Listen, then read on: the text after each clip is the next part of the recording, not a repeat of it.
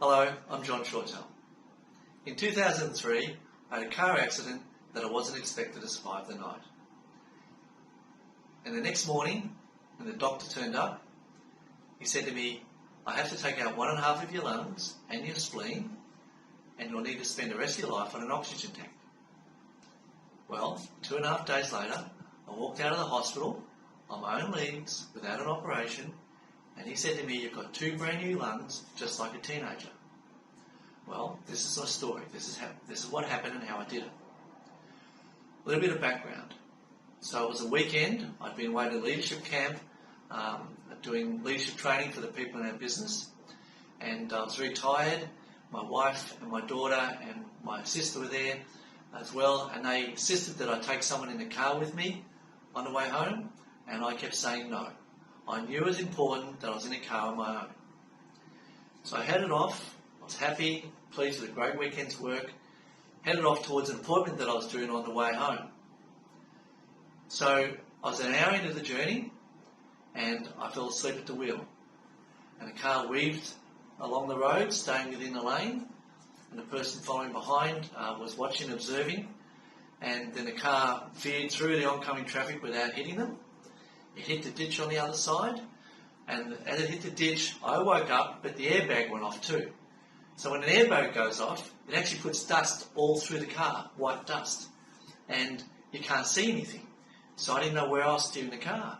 So I was swiping stumps, things on the verge, and even swiped a fence post of the paddock, and I hit an embankment, and the 2 tyres blew out. And then the dust came down like this, and I could see this pole come up, electric pole, really fast.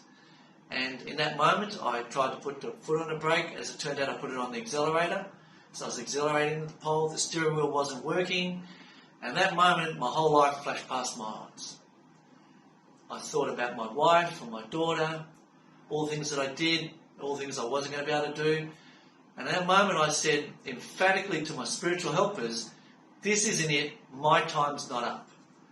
In the moment of saying that, this white light came down and swirled around me, and they flashed me this vision of the car slamming into the pole, coming to rest, me being conscious of the way through it, 2 men coming around to the driver's side door, getting me out and walking out, one on each arm, round to the front of the car. I knew that came from my spiritual helpers. I've done a lot of work with my spiritual helpers. I trusted them implicitly. So I surrendered to the accident, and I just let it happen. I slammed into the pole. As it turned out, I was doing 85 kilometres an hour. The pole hit right in the middle of the front of the car. It came to rest. I didn't lose consciousness. Fortunately, there wasn't a whole lot of blood anywhere. And I knew I was in a lot of trouble. I had trouble breathing, but I knew I was going to be okay. I knew I wasn't going to die.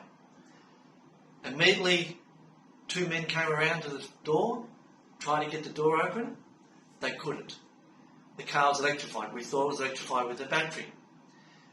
Every time they grabbed hold of the car, they get flung off the car and landed against the fence wiring. So they put the rubber soles up eventually, they grabbed hold of it and used that energy to open the door up. The whole car had been shortened. It was a Toyota Falcon, it was a Holden Falcon, Ford Falcon. It had been shortened by 1.5 metre, the car, so it kind of gives you an idea of the buckling along the sides of the car. So the door opened, and I'm holding my chest, and I turned around and pivoted and got out, and they said, don't touch anything because the car's electrified. I got out of the car, 1 man on either arm, just like the vision, and walked me around to the front of the car. I sat down on the ground, knees up to my chest, and I knew it was really important that I didn't lay down. Then in that moment, cars are stopping everywhere, people are running up, and this lady comes up, she says to me, look, I'm a nurse, are you okay? She asked me a whole lot of questions, and I said, yeah, I'm okay, I'm having trouble breathing. And someone put this silver space blanket around me because it was cold. It was 5 p.m. on a winter's night down country Victoria. And they asked me a whole lot of questions. And I'm focusing really hard on being able to breathe. The pain was horrendous. I knew there was broken ribs and things, but I didn't know to what extent the damage was. So anyway, at that stage, I knew I needed to ring my wife, Lynette. She was following along in a car not far behind me. She was still out of mobile range because I knew the area where the mobile worked and where it didn't. And so I got my phone out. I took it out of the car with me. I got my phone out and I rang her up. And I knew I'd get a voicemail. And I said, "Oh, hi, honey, it's John here. Just want to let you know I had a little bit of a bingle and everything's going to be okay. They're going to take me to the hospital just to check me out. And I just want to let you know everything's okay." And then I hung up. Now, the ambulance hadn't even arrived yet. I presume people had already called it at that stage. And then not long after that, policeman, I rang my friend Michael up, who lived in the town I just came through, about 10 minutes away. And I said, "Michael, look, I've had a serious car accident. I need you out here as soon as you can, because Lynette's going to be driving through here soon, and I want someone here when she comes through." So he arrived about 10 minutes later, and I said to him, "Michael," I said, "the first thing I need you to do is find the two men who got me out of the car, because they essentially saved my life." So off he went, and he looked around the scene, accident scene, he looked everywhere he could, and asked people. No one left the scene of the accident, and no one knew of any two men. So that was interesting. So he came back and told me that. And then the policeman turned up, and he said to me, he said, "Was there anyone in the car on your own? Was there anyone in the car with you?" And I immediately said yes. So I had my eyes closed, I'm focusing on, staying alive and, repairing my body. And I said yes. He went off and he came back 5 minutes later and he sounded a bit distressed. And he said, "Mate," he said, "was there anyone in the car with you?" And I went, "Yes, there was." And he went off again. He came back a third time. And he said to me, "Mate," he said, "were you alone in that car?" And then I suddenly realised what he was asking me. And I said, "Yes, I was alone. There wasn't anyone in the car." Because he was out there looking for a body. But me, I was just thinking I wasn't on my own because I had my spiritual helpers there. But I wasn't thinking like that. So at that particular point, the fire brigade turn up. They were pretty upset that some men got me out of the car because they said to the police that the car was electrified with 66,000 volts. So the pole that I hit was carrying 66,000 volts. All the insulators are broken and the wires on the pole shorted down through the car. And they said, anyone touch that car will die. So that was interesting. So then the ambulance turned up. He's asked me all sorts of questions, and he said to me, he said, "I need to ask you two questions. They're very important how you answer them." I said, "Okay." He said, "Were you electrocuted?" I said, "No, I don't think so." And he said, "Did you lose consciousness?" And I said, "No, I didn't. Not at any stage." And he said, "Okay, that means we need to take you to this particular hospital." I said, "No, I want to go to this hospital here in the main town of Geelong." And he goes, "Well, we can't take you there unless you're electrocuted or you lost consciousness." And I said, "Oh, hang on a minute. I said, actually, I do remember getting electrocuted." He goes, "Okay, then we better take you to the large hospital." I said, "Good idea." So then he said, "Okay, so what we're going to do is we're going to lay you down on the spine board and get you into the ambulance that way." The moment they started to lean me backwards, I knew that wasn't going to work. There was too much happening here with the broken ribs and things, and I just knew it. And in that moment, I said to my spiritual guys, I said, "What are we going to do here?" And they said, "We'll tell you what to do, and you repeat it to the ambulance man and get them to do exactly what I say." So I turned to the ambulance man and I said, "This is what we're going to do." And I didn't say it forcefully, I just said it so calm and relaxed, like, this is very clear, this is what we're doing. And he looked at me and he listened. He said, "Okay, so what do you want us to do?" I said, "Get the spine board and push it up against my back, get some men to push in and slowly increase the pressure. Take several minutes to do it. And while you're increasing the pressure, I'll relax my muscles and I will lean into the board. And when all the muscles are relaxed, then we'll start to lower it. And I'll tell you when that is." So it took a few minutes. They're trusting, I'm trusting. And then I started leaning into the board, and eventually I felt that I'd relaxed all my muscles. I'm still holding my chest. And then I said, "Lower it. Take 5 minutes to lower it." So they lowered it, taking 5 minutes to do it, and then I was flat on the ground. They inched me up the board. They lifted me up in the gurney and started putting me into the ambulance. So we got into the ambulance and we started to head off to the hospital. And he said to me, "I'm going to give you an injection of morphine." I said, "No, thank you."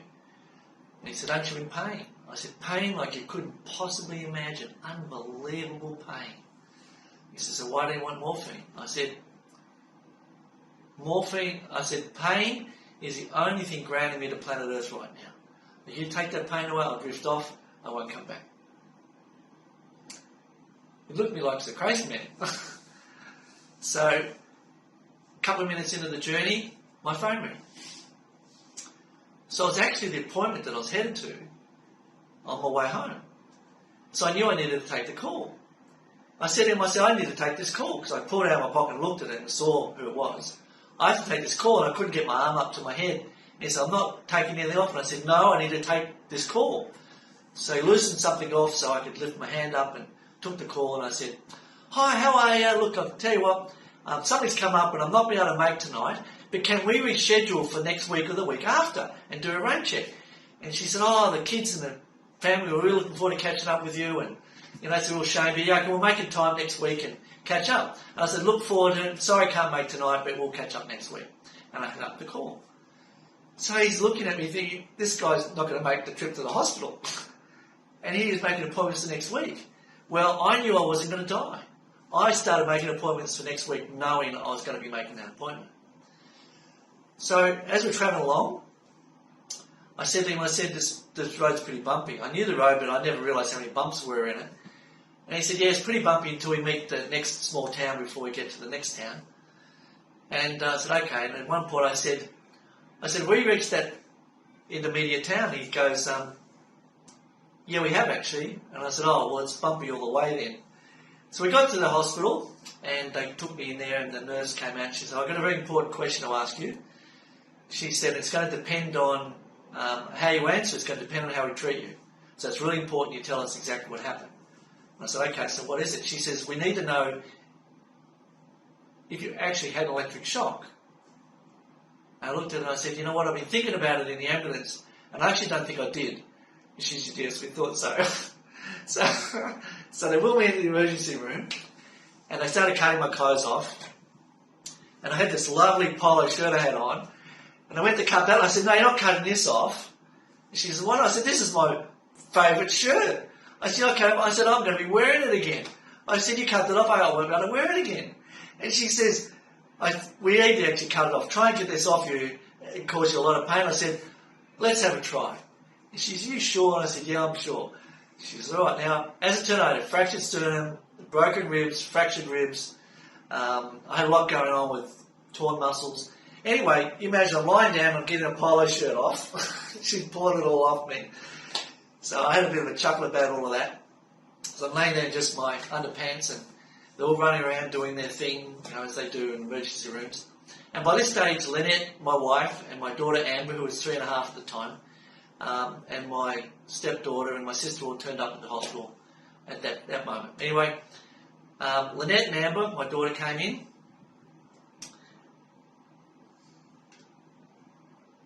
She took my hand and she said to me, she said, Daddy, are you going to be okay?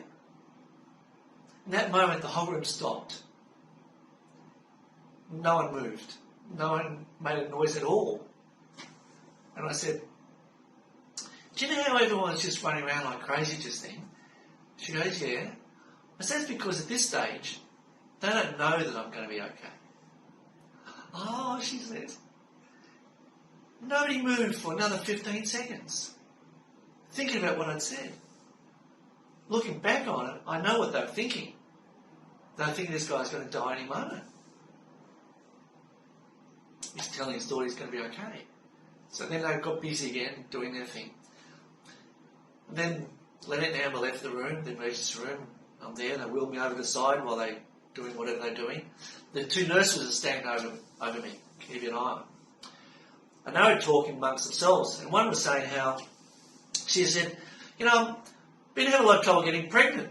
My husband and I are trying really hard, but it's just not happening. Now, I'm in the nutrition industry as well as the spiritual work that I do.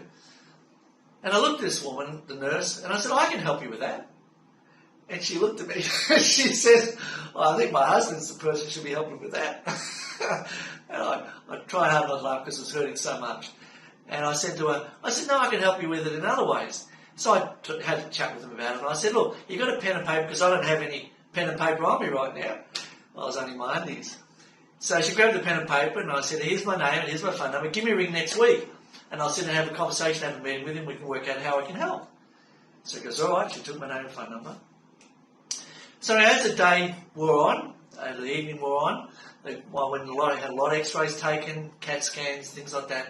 Then they came back and they said they'd have to do them all over again. I don't know why that was. By this stage, it was getting pretty late in the evening. I still hadn't had any painkiller because I kept saying, I don't want any painkiller until you've worked out what's going on. And so they did it all over again. They wheeled me up to intensive care. It was about midnight at this point. The thoracic surgeon comes in and he said to me, I'm going to give you an injection of morphine in your chest. And I said, what's that for? And he said, it's going to help you sleep. I said, I won't be doing any sleeping. He looked at me, he says, well, why not? What are you talking about? I said, I'm going to be too busy. No time to sleep. He said, busy doing what? I said, rebuilding my body. I said, there's no time to lose. And he just looked at me.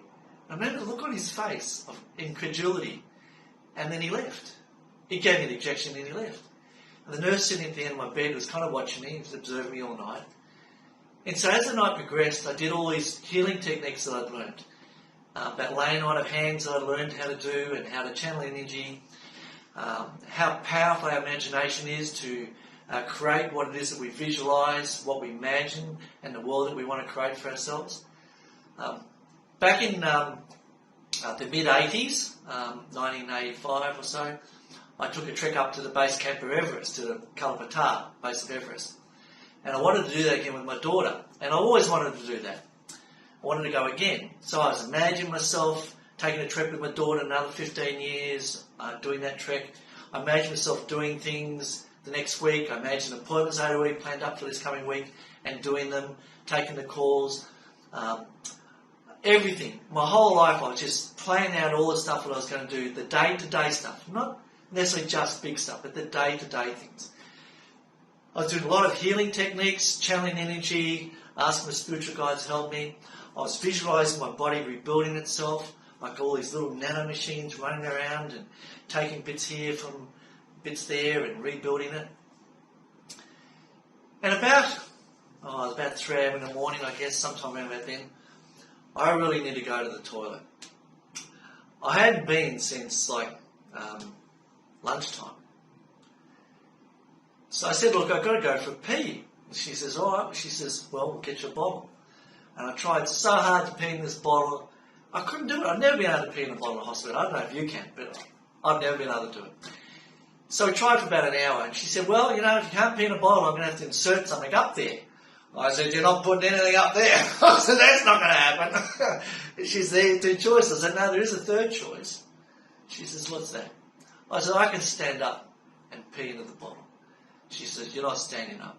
There's no way I'm going to let you stand up out of that bed. I said, I'm going to stand up out of the bed. I can do it on my own, or you can help me.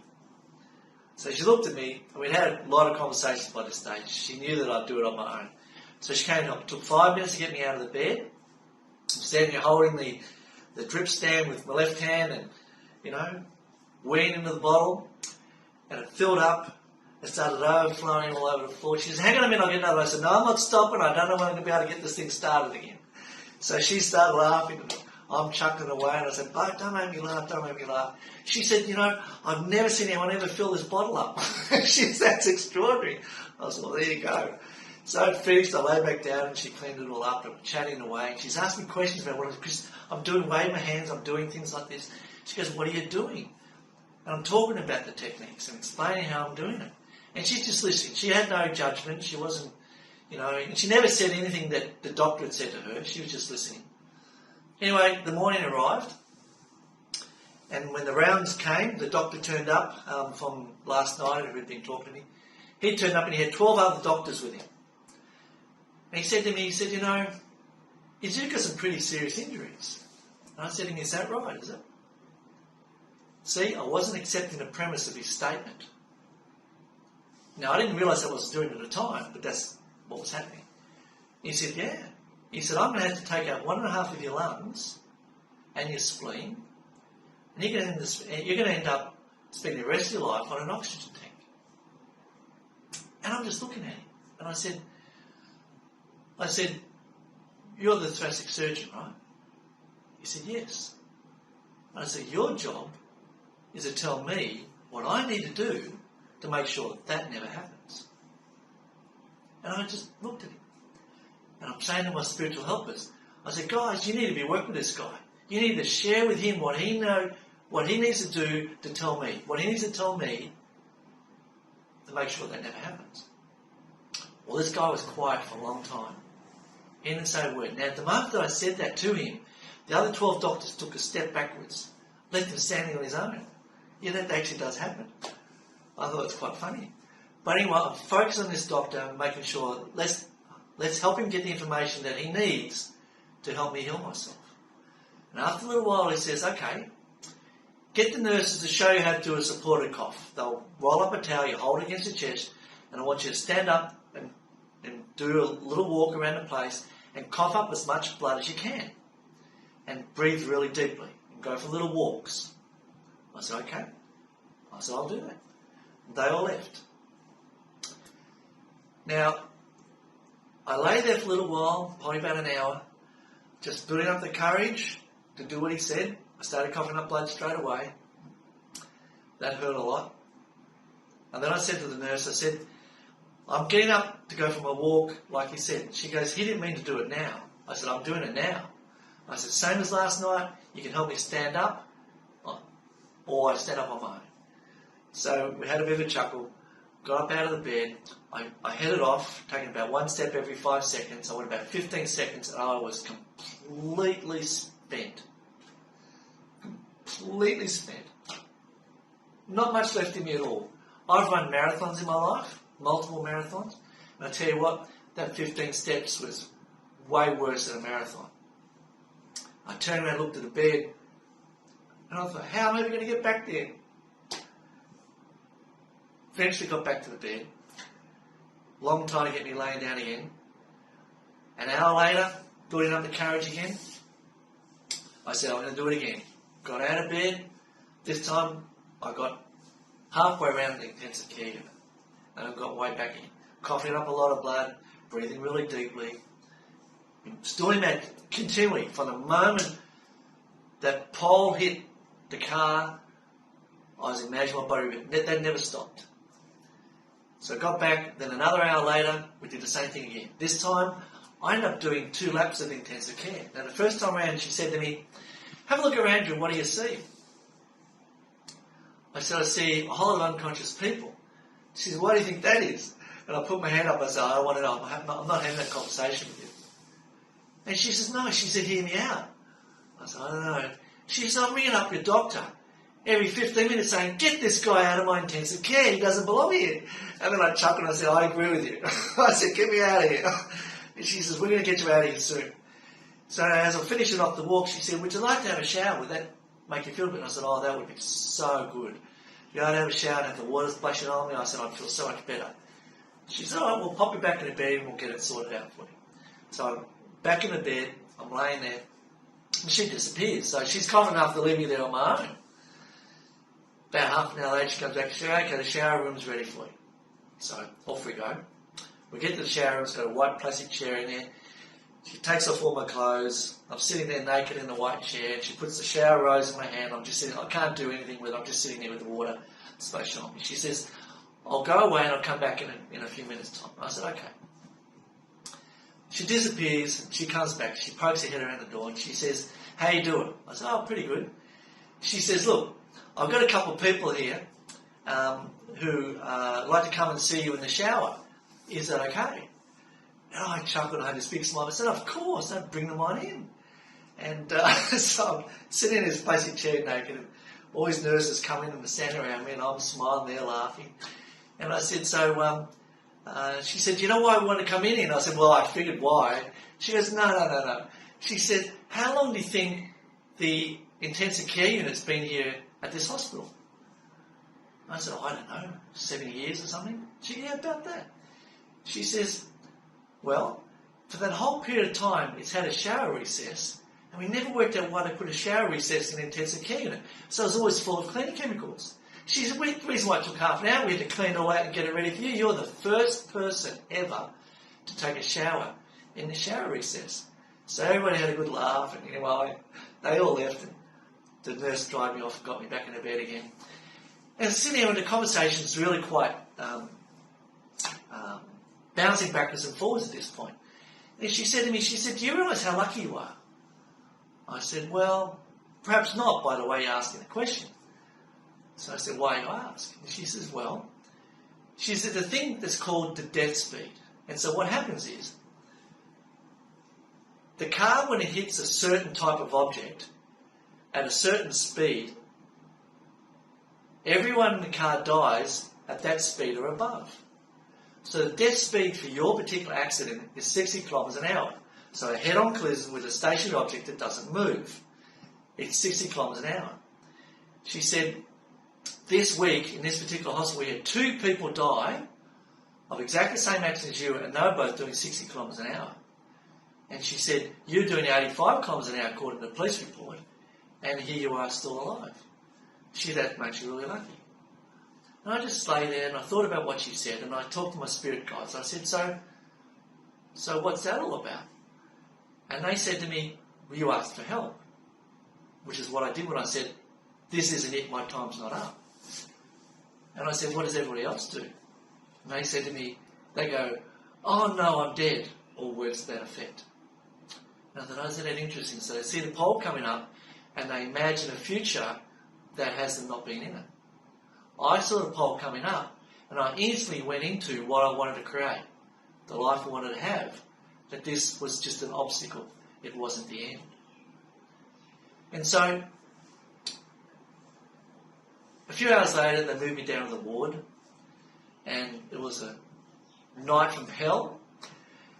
They had a nurse that had made so much noise, cleaner, or someone who just, the mop and the bucket and the pans and it was so loud and noisy. I didn't get a wink of sleep. Now, the night before I didn't sleep because I was working. This was going to be my night off. I didn't get a night off. So I thought I might as well work all night tonight too. So that next night, I worked on rebuilding the body too, focusing. So the next morning, the vascular surgeon came back and we had some conversations. That was a Monday morning. Then on the Tuesday morning, he came back and he said to me, we can take you off and get some more x-rays. I said, okay. So they took me there and took some more x-rays, sent me back to the room again. And then meanwhile, this nurse turned up who was actually also a nun, and she said, I'm doing this on my master's degree on injuries that happen to people in motor vehicle accidents. And it's been sponsored by the car manufacturers so we can see what parts of the car actually cause the injuries that people have. And would you mind partaking in the survey? And take about an hour or so. And I said, yeah, sure. So she's going through, she's asking all these questions, I'm answering them. Then she gets to the question, she says, did anything obstruct your view, your vision? And I said, yes. And she's got her head down while she's writing away. And she said, what was that? And I said, my eyelids. And she wrote down eyelids. And then she stopped. And she's looking at a pad. And she doesn't know whether to laugh. I was making a joke or not. And she looks up. And I got this big smile on her face. She goes, oh, okay, you're making a joke. And I said, yeah. And I said, but in all seriousness though, I said, airbag's a bit of a problem. I said, as I found out later, the airbag went off. And it filled the car full of dust. If I could have seen where I was going, I could have steered away from the pole and everything, but I couldn't. I couldn't see a thing. And that's when she said, yeah, well, that's what happens in multiple collision accidents. The airbag goes off the first one, not the last one. So anyway, so what happened was on the Wednesday morning, I went into hospital Sunday evening. So on the Wednesday morning, the thoracic surgeon comes in again. And this time he pulls the curtain around. And I thought for the first time, 2.5 days, I thought, oh no, maybe this is worse that I'm allowing myself to believe. He's pulled the curtain around, because for me that was like symbolic of, oh no. So he said, I so don't believe what's been happening here that I called the top thoracic surgeon in from Melbourne, and he drove it down, and he and I have poured over all the x-rays and CAT scans from the Sunday night, and all the x-rays from yesterday. He agrees in my original prognosis, which was taking out 1.5 of your lungs. Not listening, not saying anything. And he said, but he also agrees with my current prognosis. And I said, what's that? Which is you have 2 brand new lungs of a teenager who's never smoked. And I said, but I'm 43 years old. He says, I know. He says, we don't understand what's happening. And I said, I knew what was happening. And he says, I said, so what happens now? He says, well, you can go home. I said, how soon? He says, how soon can you get dressed? I went, wow. And he said, you're better off at home. He said, clearly you're doing other things differently than what we're doing here, and what you're doing is working. And he said, so we had a conversation around that.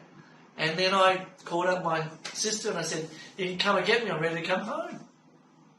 She arrived an hour later. I walked down to the lobby of the hospital and out into the car, and I headed home. And 2.5 weeks later, I'm able to bang my chest. My healing has progressed enormously. All sorts of things have happened. And, interesting things happened. Like, before the car accident, my hair was black. And within a day or so after the car accident, my hair was silver. It had changed that fast. It's slowly coming back a long time ago now, 2003, 2021 it is now. And that's my story. So, thanks for listening. And I hope you've got value out of it.